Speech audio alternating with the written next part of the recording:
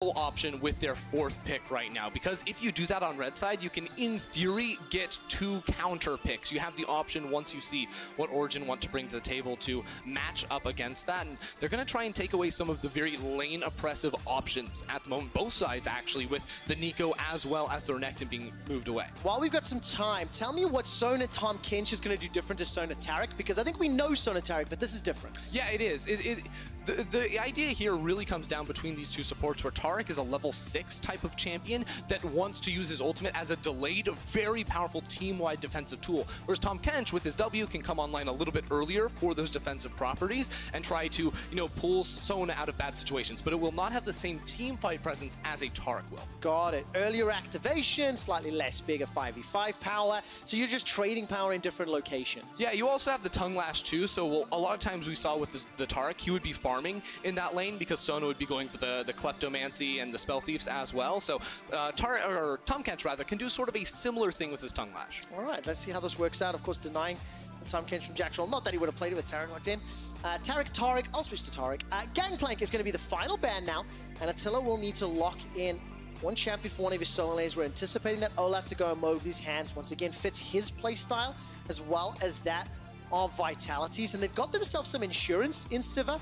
If the game decides to go late, Jace found himself in the ban pool in game 1, and it's secured here, most likely for Cabo in the top lane. Yeah, very interesting to see Vitality go for the Jace again. Of course, Cabochard loves this champion, but their first 3 picks seemed like they were aiming much more for a team fight style where they sort of ran in towards you. Instead, now I'm thinking the Sivir Tarek should be playing a little more safely around the mid lane and setting up wave clear options, because what we expect now from Vitality is to pick a mid lane option with split push potential to play around those solo lanes, and you might get it. And exactly the case. Camille locked in with Sejuani. But how did you know? Not surprised. If anybody has watched LCK, or that's where I definitely found it out, this is something we're seeing a lot. But now, what do they pair with it? There's still a solo lane to lock in. I really hope they just put a top lane to mess with you.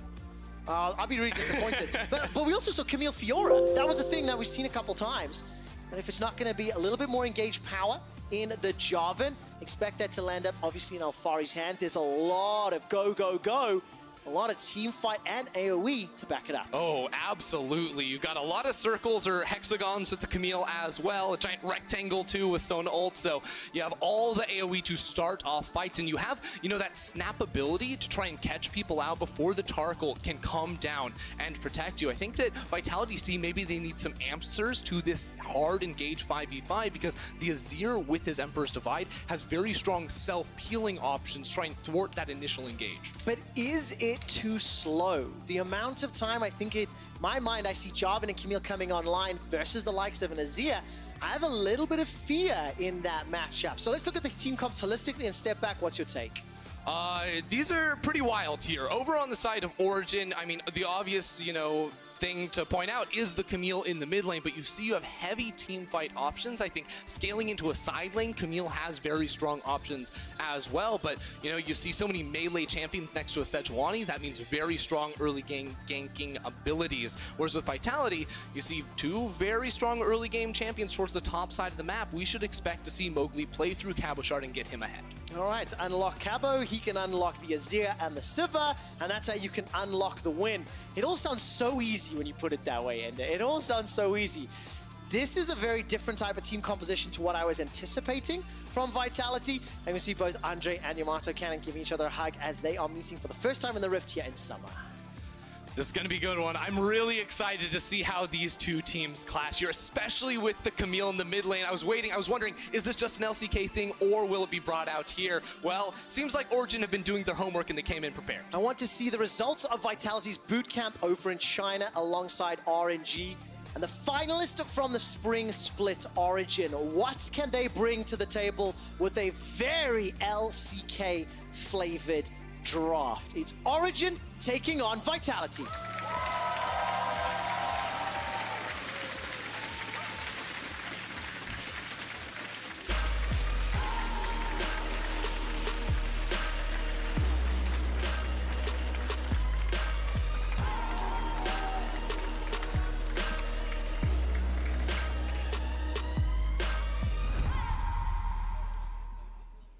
Thank Thank you, Berlin, Germany. Every time we go into game, you guys give me a lot of volume and love, and it is very appreciated. And as soon as we're onto the Rift, Vitality are already heavily invading. They've moved 4 members all the way forward into the blue buff, but now they're split up. Nuturk and Cold didn't quite see if they spot him on the way out. Yeah, this is something you'll see a lot with Olaf paired alongside a very strong top lane champion. You try to split the map early on and invoke vertical jungling. That's why you see this deep ward. But Origen, maybe they want to try to do something against it. It is very difficult, though, because Olaf at level 1 can reset his axes and duel just about anyone. Yeah. And that just makes it very difficult to win any of those fights, especially when you've got 2 supports at level 1. While they can Look what be they're powerful, doing, though. They're actually sitting their AD and support in mid lane for so long. They have teleport on Sona. They're really trying to force him away. All right, so really defending their jungle. Do you like this decision-making? And, of course, the cost is Attila is left alone in lane. He's going to get a couple autos and start shoving. But here's the thing. You're not actually losing anything because the lane should push into you. But look at this. This play from Attila is actually really smart, I think. Okay, maybe he's going to turn it around. But we used to see back in the day when lane swaps were popular, you would walk forward and try to pull the minion wave in towards the bush. And what this would do is you would get the minions on the enemy side to bunch up and focus fire your front line and push back into you. That's what I thought he was going to do. Instead, they end up just pushing it out and trying to put some more pressure down. I also anticipated Patrick and Mythy be a little slower to the bot lane, so actually they haven't missed any of the experience, and they're going to start farming up. Just one of those CS has been missed for now. Sona Tahm Kench, while it is a slightly different flavor to Sona Taric, we've seen the Relic Shield. We anticipate Mythy to start picking up some of those CS using the charge as early as possible, but what's the tempo of this duo and when we expect them to start turning around the aggression? Look, it's going to be very slow for a long time, but not with Mowgli. He saw Cold pathing down towards the bottom side. I want to get our eyes back on him because he's forcing Cold away from the red buff. Both junglers do have smite, and both bot lanes are coming, but look, Jack Troll and Attila have hit level 2. Mythy and Patrick have not done that. No, definitely not. So that small advantage in pushing the wave maybe does give them that temporary advantage. By the way, Cold's pretty low. He's going to get the smite onto the Krug. So now Mowgli's coming in. Undertow's available. Big exchange at the moment, fighting inside the Krug camp. Patrick's coming back. Mowgli, what is this decision? He's going to flash over the wall. Eats a power cord on the way out, and that was absolutely not worth it. Yeah, I mean, I really liked Mowgli's decision-making for a while there, and then as soon as he goes in towards the Krug camp and sees Cold get that, you just gotta leave, man, because there's nothing else left for you there. Mythy and Patrick had hit level 2, the mid lane wasn't being pushed in as hard, so ends up forcing away his flash and will cost him later on. Yeah, it really did. As we flash to the top lane, Cabo Shard goes into hammer form, jumps to the skies, puts the hammer down on Alfari and shoves him in. Small CS advantage as Alfari is catching a very large minion wave underneath his tower.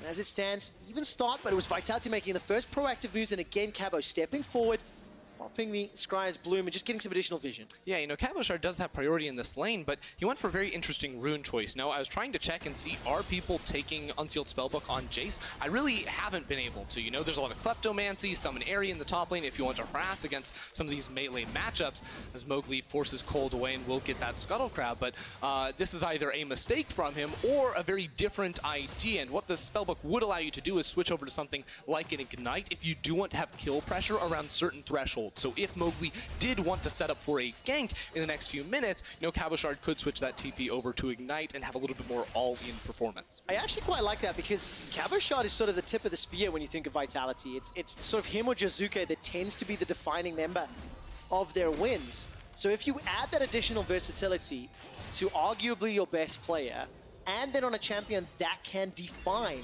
the early to mid game, you know, it can work, assuming that was the reasons for it. As we catch comes down bottom, Mythy and Patrick being shoved in. Yeah, they are, and this is what you expect in the matchup with Sivir just pushing in and Patrick just trying to pick up as much Kleptomancy procs as he possibly can. Now, I do think it's worth bringing up the mid lane matchup because we talked a little bit in Champ Select about this Camille in the mid lane, but not actually in this game. And what you'll see a lot from Camille is pre-first base, you get pushed in, especially by any sort of ranged champion like this Azir. That would happen. As soon as that first base comes in, especially once you get the Tiamat, you can all of a sudden start pushing in this mid lane. And why Camille has such a high impact in games as a mid laner is because her early game scrapping and skirmishing is very powerful. It means you have a very high ability to find these 2v2s and control the river and try to fight for crabs. Oh, Mowgli's got no flash, remember. He's going to get jumped on. He's going to get caught. Yes, you got the scuttle earlier, but that is not a safe safe space to recall. And what did I say? You can't control the river against a Sejuani plus a Camille. It's absolutely deadly. Now Jizuke has to dash away because he knows Nukeduck and Cold are both in the area. And what we're going to continue to see from this duo is Cold to play very close to the mid lane to allow Nukeduck to apply pressure and push out. And then once level 6s come in, you see a Sejuani or Camille appear on your screen and you're by yourself, you will instantly die if you're on Vitality. Just think of all the mobility they've got in the kit, all the hard CC, and then the damage to follow it up. Yeah, and to be clear, like this Camille does fall behind in CS early on, but it is the price you're willing to pay for that level 6 point when you can really try to find fights and snowball your advantage. Yeah, it's a calculated loss because you totally understand, like we mentioned, those little exchanges in the river.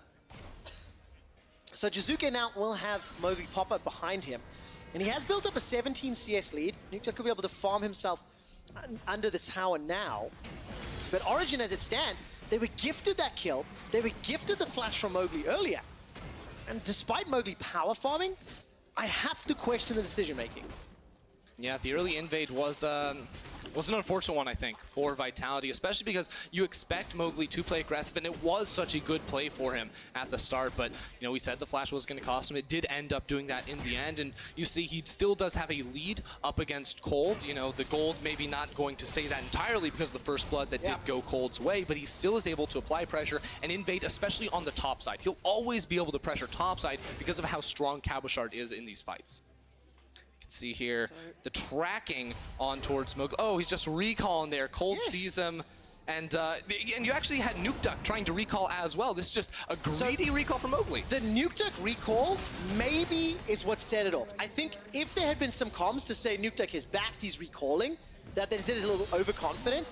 But seeing those level of plays, Nukeduck, by the way, stepping way forward, takes a lot of damage. He realizes Jizuke has no mana, so there's no possible turnaround. And of course, Cold is waiting in the wings. So Nukeduck is really greeding to try and get his Tiamat finished. He has 1,100 gold at the moment. He needs 1,325, and he's not going to get it. No, not yet. The undertows come out. Jizuke being so low on mana. Yes, Nukeduck was greeding, but there was a calculated amount because Jizuke would have needed multiple autos to get the kill. Exactly, but he needed the whole wave in order to finish off that Tiamat. Now that's going to make it more difficult for him to push out the lane and to be able to apply pressure alongside Cold. Is a 30 CS deficit too much? That is the lead that Jizuke has accrued for himself right now. And you can see it starting to show in those items, as you mentioned, the thrift shopping on that Tiamat, and nearly 400 gold the difference. I think that at this moment, it is too much, just because Nukeduck did not get that Tiamat, as we see bot lane. All right, see what happens. Patrick doesn't have access to the crescendo. Mithy's trying to get the Devour down. There's a gobble. Flash away from Attila. Jack Troll is going to be in trouble. The Cosmic Radiance comes down. That's a little bit of a damage mitigation. But here comes Mowgli. He's Ragnarocking and Ragnarolling. Mithy jumps on a Jack Troll. So far, it's the first kill for Vitality. Patrick and Mithy running for their lives. That's a defensive flash. Jack Troll's very low, and the heals from Patrick are doing work. Yeah, Patrick has heals, but he doesn't have the damage to try and turn it around. Origen tried to throw everything towards this duo of Vitality, but Mowgli was waiting. Now he gets chunked. Oh, he does indeed. A couple orders from Attila, as well as that undertow. Not going to be enough to pick up the kill, and Patrick getting close to crescendo. Jack Troll and Mowgli going back away. Vitality on the board of the kill. Yep, they're able to respond right there. Mowgli is all of a sudden back in the game, using this Olaf to flash and pick up his axes to continue the fight on towards Cold right there. See Patrick actually really trying to step up and cancel that recall, but he's not going to find any luck. And of course, it's important to note that the effective gold in the duos is in the advantage of Origen. You can see those CS numbers. When you add both of them together, it's around plus 500 gold to Origen, and this is how the exchange started. Yeah, so Attila steps very far forward and gets hit by the tongue lash. This means Origen are going to call in the play, but watch when the Cosmic Radiance comes down here from Tariq. It's enough so that when he flashes away, he can't avoid it. Now mid! Oh, there's the exchange. Jizuke's already used the Emperor's Divide, and with the help of Cabochard, that's the second kill for Vitality. They take the lead as far as gold is concerned. Cold is pushed away, but we didn't see the setup. It's the MVP of Vitality, Cabochard, using that pressure and translating it into something else around the map. You can see he's not smashing his 1v1 matchup. It's a 5 CS lead, and he's sacrificing that so he can move down and get Jizuke ahead. Man, it's such a unique game to cast because at 10 minutes, Vitality have turned this small mistakes from Mowgli around. They're up 1,000 gold. CS advantage is gigantic for Jizuke in the mid lane. But technically, Patrick and Mithy, with their duo, and their double support items. They're actually ahead in gold. And we're going to see that kill in the mid lane. I mean, Nukeduck, he just went for the exchange and got shoved back. Yeah, Cabochard was on the way. You see 3 control wards lining that river so that Cabochard can make that move down without being seen by anyone. I mean, Nukeduck probably thought he was just going for a reset, did not expect this Jace to just suddenly show up in the mid lane. Jace, of all people, has no CC, no hard CC really on that kit to try and set up for that gank, but he made it work. Well, this is a good position if you are Vitality. Getting your sort of late game carry of Azir into a very comfortable position, despite the fact that Attila and Jack Troll did, struggle a little bit as far as the early stages. They're falling behind in gold, as I mentioned. 97 CS, starting to work towards those first items. Attila's going to be very confident and comfortable moving into the team fight phase, which is where Vitality can be a terrifying beast if any of those skirmishes and fights break out. Yeah, it's really interesting because when we talk team fights, usually with Sona Tark in the game, they're on the same team, and you always give it to the Sona Tark because they can't die. Sona has all the time in the world to give off heals, but I don't think the same is true when you're paired with a Tahm Kench necessarily. You don't have that extra duration of the Cosmic Radiance to fight. Now Mowgli wants in. He does indeed get so much damage onto Alfari. 2-level difference, but just wrecking him with those reckless swings. Yeah, and the best part is he's up there while Cabochard is under tower going for the recall. So you can see Vitality very aggressive as individual players. Oh man, Cosmic Radiance used here defensively. Patrick and Matthew once again chasing all the way forward. There is some support from Nukeduck coming down, and Jack Troll is flashless, and he will get taken out. The kill, is it going to get saved? No, donated to Patrick. Very easy 2v2. And all the training against Uzi does not seem to have helped just yet. Yeah, that's the unfortunate thing here for Vitality. It is, again, their bottom lane that plagues them in that 2v2. After getting put ahead from a counter gank by Mowgli, they just go down and die, not having the flashes, not being able to survive. Fortunately for them, Vitality do always play towards topside, so Mowgli is able to respond with a Herald. It's going to be so interesting to see how the mid game plays out. If this Sona Tahm Kench advantage will be enough to mitigate the Jace Azir advantage that's been set up. So what actually happens here? Oh, it's just a crescendo, stopping the stun from landing by Jack Troll, and even though he does get down the Cosmic Radiance, he's still CC'd, he's still eaten, so he's not able to actually escape during the duration of that ult.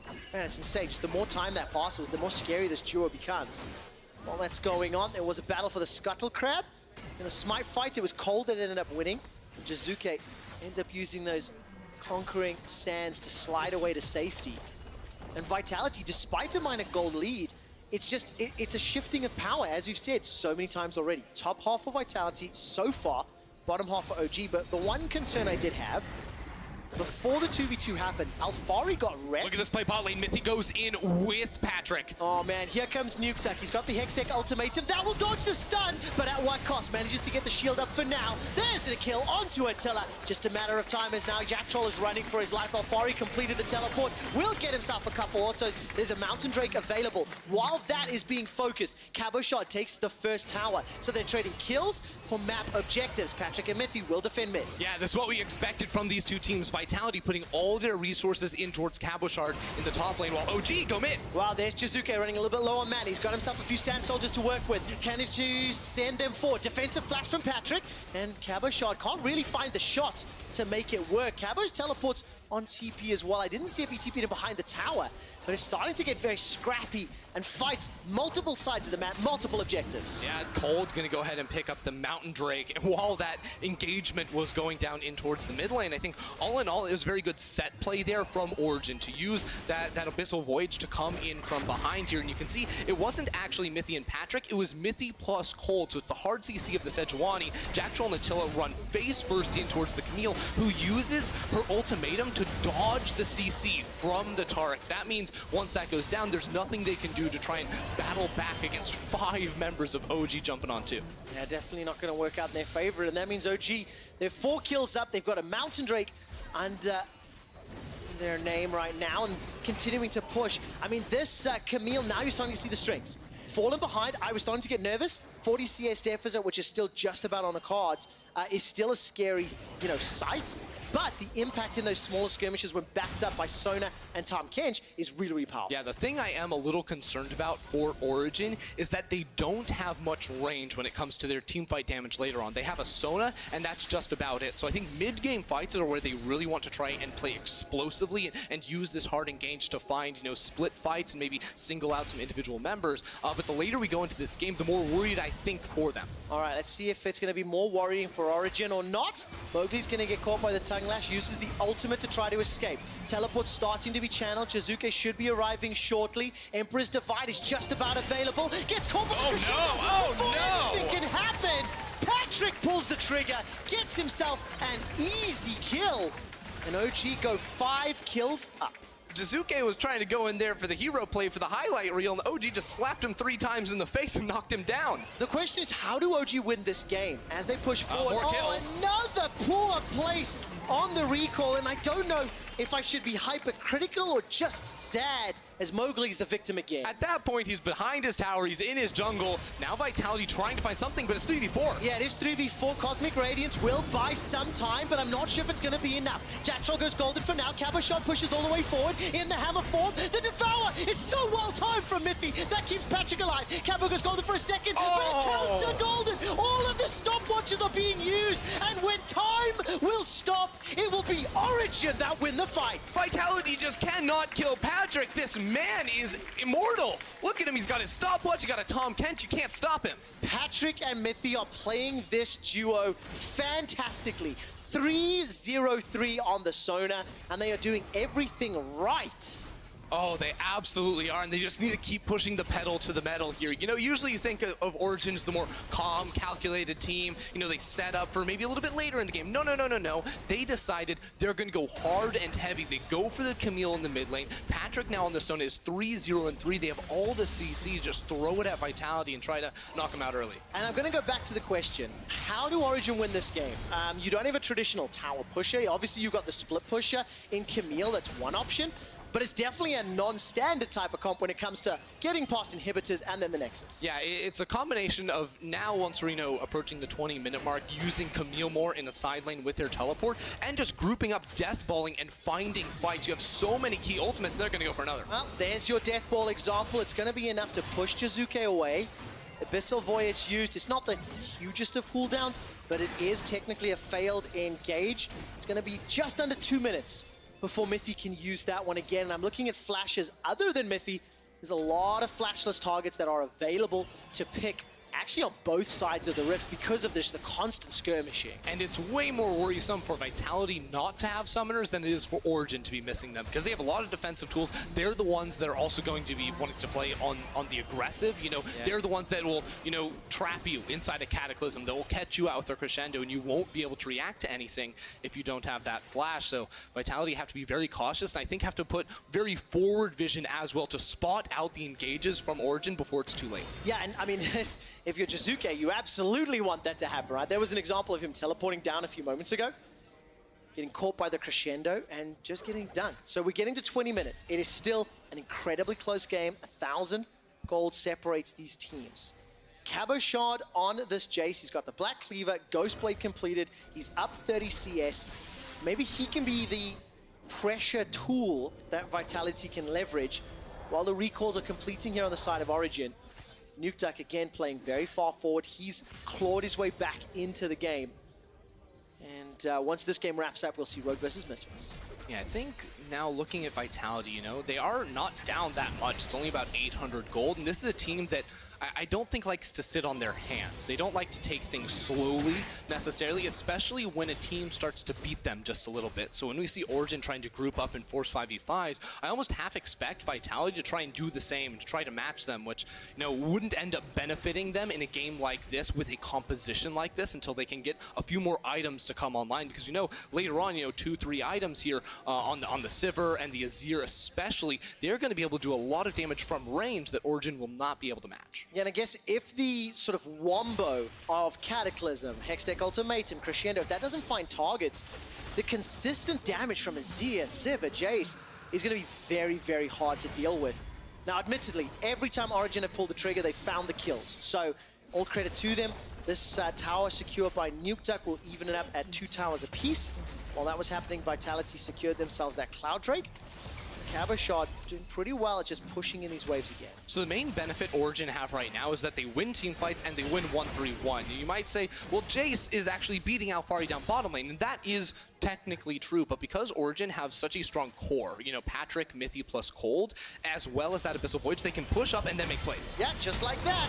Initial Fissure comes out, a lot of damage, but Cosmic Radiance, once again, Jacktroll's been very good with those Cosmic Radiances every single time, securing the important members, timing it correctly, not waiting to pull the trigger, but it's used defensively and running away. Yeah, they do get Jizuke's flash right there, and this is a very smart play from Origen, because the next thing they need to tick on the box to winning the game is knocking down this mid lane outer turret. This gives so much safety and control over Vitality's own jungle that if they can keep it up, they can really stop OG from trying to find these aggressive plays inside their half of the map. And we have to keep an eye on the teleports, because not only do you mention unlocking the map, but there's 3 teleports currently on the side of Origen. Spellbook for Mythy, so he can pick one up if necessary. 3 currently on the side of Vitality, and Cabo sitting with a cleanse for now. Obviously, he can cycle through those summoner spells thanks to his own spellbook. But the Baron dance has begun, and for the first time in a little while, Origen are pushing some vision into Vitality's territory, as the observers are highlighting right now. There was a line of defensive pink wards for OG on the northern quadrant of the map there by their blue buff, and they're slowly starting to edge that just a little further forward if they want to play around any of those objectives in the next few minutes. And all Origen want to do is play around objectives and play around fights. What is causing them a little bit of uncomfort, you know, they're getting discomfort, there you go, is not having this mid lane tower down. Yeah. Because again, they don't have the siege tools. You have 4 melee champions and a Sona. That's not necessarily the best when it comes to sieging. And you can almost argue, maybe it comes down to the 40 CS advantage that Jizuke was able to accrue. You know, he was able to farm himself up to a pretty comfortable spot. By the way, if we're looking at itemization, Patrick on this Sona has got himself the Lichbane after Archangels, and he, with the help of Mythy, will just about take this tower down. One more power chord will do it. Here comes Vitality, defensive flash. That was greeting for the tower, but it might just be worth it. Cataclysm will get interrupted by the Emperor's Divine, but there's just not enough survivability. Jacktroll's Cosmic Radiance was unavailable. Oh, get back in here! Jizuke, get back here! Patrick with the triple kill. Baron is spawned. We're just 22 minutes into the game, but it was the 5v5 around the mid lane that Origen used to blow it wide open. Ain't nobody escaping Origen's baby cage, and after 4 kills, they turn to Baron. Oh, it just falls apart like that for Vitality. Origen get everything. They even send Nuke Duck to take a tower down in the mid lane as well. The team fight came to fruition, and they pulled it off. And you said it 5 minutes ago. Vitality need vision to prevent the Origen engage. And unfortunately, even if they had that vision, it didn't matter. I can't wait to see the replay. I want to look at where the wards are, because OG just found their opening. They got the tower, the Baron, and a huge advantage. Yeah, now sitting at a 6,000 gold lead as well, with the Mountain Drake too to help out with the sieges. You know, this is when they really want to split up the map, because again, with 5 people, you could look for a dive. I think that might be getting a little bit ahead of themselves, but if you can send Nuke Duck and Alfari to side lanes with that Baron buff, the siege should not actually be that difficult. No, absolutely not. And I mean, Baron plus all the kills in the tower, the gold lead jumps to 5,000. I want to look at the minimap at this vision. Oh, once we get... Oh, we got a fun little camera angle to start off. See, it was actually Vitality that walked in first. You know, Jacktroll flashed forward with the stun, but then you see, oh, that's Sivir. Attila tries to get into this cage. They use the wall very well, but unfortunately, it is not enough. Origen have enough damage, have the CC to chase them down and then pull them back over the wall. Jizuke not going to be happy about that one. I went back to check as well. Origen's pathing through the river was in between the control ward and the deep wards, so a number of Origen members just snuck up towards that mid lane tower. Look at this! And they got there quicker than Vitality could expect. Cabochard will go down, Cosmic Radiance will land up to Jizuke. Now he's in a 1v3. Crescendo catches him out. Mowgli's going to arrive. Attila's going to get teleported on top, and it is all falling apart. Vitality are trying to chase the loss, trying to turn the game around, and it is simply not happening. Look at them go! They're not going to stop! Simply too far. And as I was mentioning, Vitality made the call, maybe with some misinformation, and as it stands, Origen 16 kills to 3, but in the most Origen way. Look at all of the kills and assists. 12 out of 16, 13 out of 16, 10 out of 16. Every single member of OG is involved in most of their kills. Yeah, and they're involved in all areas of the map too, because while the rest of OG is chasing down for the extra kills, Alphari TP'd into a wave that Nuke Duck had prepped in the bottom lane. Before Nuke Duck TP'd into that fight, then Alphari picks it up, gets that inhibitor, the rest of OG is top lane, so they're just systematically taking Vitality apart. And Origen come back to the LEC after being crushed by G2 in the Spring Split Finals. The two finalist teams making very big statements to start their Summer Split campaigns. Inhibitor in the top will fall after the one in the bottom, and Origen can now start to back away. It is a different style of team comp, but it has been executed very well in the Origen camp. Yeah, I don't think Origen want to recall. They have one more minute with the Baron buff. They're looking to end it. Yeah, they absolutely are. Crescendo is available. Hextech Ultimatum's a couple seconds away, and Cataclysm will be used if necessary. The tower's going to fall, but with that Lich Bane, as well as, you know, Camille just hammering away, plus Joven as well. These structures fall so quickly. They're not done yet, Ender. I think we're in for the final siege. Yeah, OG are setting up for it. They have 3 different mini waves coming in. That's the Crescendo. And there's no Cosmic Radiance. There's no get out of jail free button. Shizuke forced to flash defensively. Hextech Ultimatum locks in members of Vitality. So far it's a 1-for-1. Tarek for Camille. That is a very good trade. But the rest of OG, they take down the first Nexus turret. Shizuke takes a chunk and he tries to turn it around. Vitality were sustaining on the Fountain, but OG were sustaining with their Sona as well, so they're going to keep it going for quite a while. Shizuke trying to push back in there, because if Vitality were going to win a fight, that was their best chance before Origen had gotten back to base and bought. But with the last seconds of the Baron buff going away, Origen have taken all 3 inhibitors. 5,739 gold Baron power play. That is exceptionally good use of the buff. And it is just moments away from the game. And I was trying to say beforehand, the 2 teams that made finals, they are coming into Summer showing they're prepared, they are ready, and they are not messing around. No, they're not. And if you would be as kind to direct your attention to Patrick's itemization after we see the damage dealt over the entire game, you might notice that that's a 906 Sona with a Death Cap, a fully stacked Seraph, you got a Lich Bane as well. Yeah, hurt. It really does. And I mean, and again, Attila. Here comes Mithy and Cold. I mean, that's a Tom Kench Sejuani running down Siva. Edge Essence Reaver simply doesn't matter. Mowgli, no flash available. Woohoo! That damage! Eating the power cord. I'm telling you, Patrick. he hurts. Cool guys don't look at explosions. The moment Patrick fired that spell away, turned and burned, and Mowgli drops. I mean, Patrick's doing that much damage with just a harp. I don't even know how that happens, but look at him go. There we go. Flash Crescendo. Patrick's playing with a confidence that is beautiful to see. 17 kills already involved out of his team's 20. Kill participation through the roof for Origen. 11 kills to Patrick as the last Nexus turret is being focused down by Alphari. Shizuke is just toying with Origen right now. And the ace for Patrick in Origen. They take down Vitality.